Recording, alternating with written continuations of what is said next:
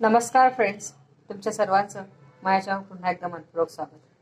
बघा, मी तुमच्यासाठी इथं घेऊन आलेली आहे अगदी झटपट होणारा आणि चटपटीचा नाश्ता. बघा, पोहे तर आपण नेहमीच बनवतो, पण आज आपण 1 वाटी पोह्यापासून एकदम झटपट आणि चटपटीचा नाश्ता बनवणार आहोत की तो आपण मुलांना डब्यामध्येही देऊ शकतो. हेल्दी असा नाश्ता आपण इथं बनवणार आहोत. इथे मी 1 वाटी जाड पोहे घेतलेले आहेत. आता हे पोहे आपण ग्लासभर पाणी ऍड करून स्वच्छ धुवून घेऊया. त्याला असं पूर्ण हाताने चोळून आपल्याला धुवून घ्यायचं आहे. आता या पोह्यांमध्ये आपल्याला अगदी थोडंसं चमच्याचं पाणी ऍड करून 1 मिनिट भिजू द्यायचं आहे. 1 मिनिट झालेली आहेत आणि आपली पोहे बघा पूर्ण छान भिजलेले आहेत. आता यांना आपण चमच्याने छान स्मॅश करून घेऊया.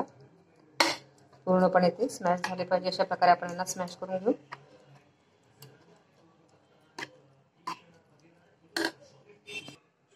स्मॅश झालेला आहे. आता याच्यामध्ये 1 बारीक चिरलेला कांदा ऍड करूया. थोडंसं बारीक चिरलेला कोथिंबीर ऍड करूया. 1 बारीक चिरलेला टमाटा ऍड करूया. 7 बारीक चिरलेल्या हिरव्या मिरच्या ऍड करूया. थोडंसं जिरं आपल्याला याच्यामध्ये ऍड करायचं आहे.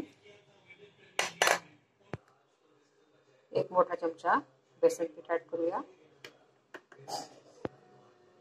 1 मोठा चमचा तांदळाचं पीठ ऍड करूया. आता व्यवस्थित मिक्स करून घेऊया. आता बघा, आपलं बॅटर जे आहे ते घट्ट झालेलं आहे. आपल्याला कन्सिस्टन्सीनुसार याच्यामध्ये थोडं थोडं पाणी ऍड करून पातळ करून मिक्स करायचं आहे. अगदी थोडं थोडं पाणी ऍड करून याला आपण व्यवस्थित मिक्स करून घेऊया.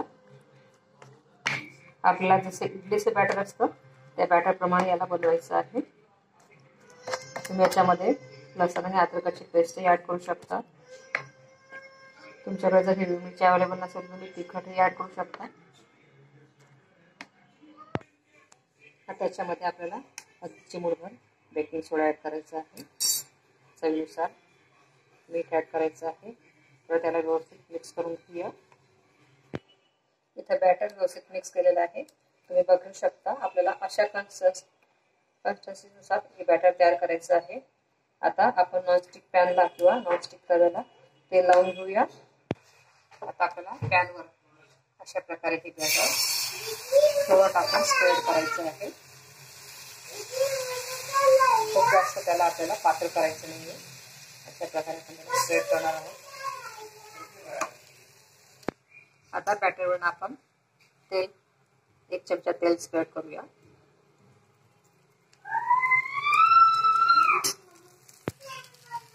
तेल टाकल्यानंतर आपल्याला थोड्या वेळाने त्याला छान दाबून घ्यायचं आहे.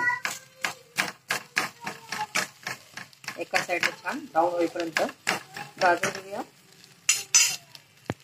एका साईडने छान ब्राउनिश भाजला गेलेला आहे. आता आपण त्याच्यावर तेल स्प्रेड करून घेऊ आणि दुसऱ्या साईडने भाजून घेऊ. अशा प्रकारे आपण सर्व पोह्यांचे गरम गरम पराठे बनवून घेऊया. बघा, असे पराठे तुम्ही बनवा, सर्वांना नक्की आवडते. तुम्ही सर्वांनी माझा व्हिडिओ बघितला त्याबद्दल सर्वांचे मनापासून धन्यवाद. तुम्ही जर माझ्या चॅनलवर नवीन असाल तर प्लीज चॅनलला सबस्क्राईब करा आणि सर्वांना हा व्हिडिओ शेअर करा. पुन्हा भेटूया व्हिडिओ सोबत. बाय.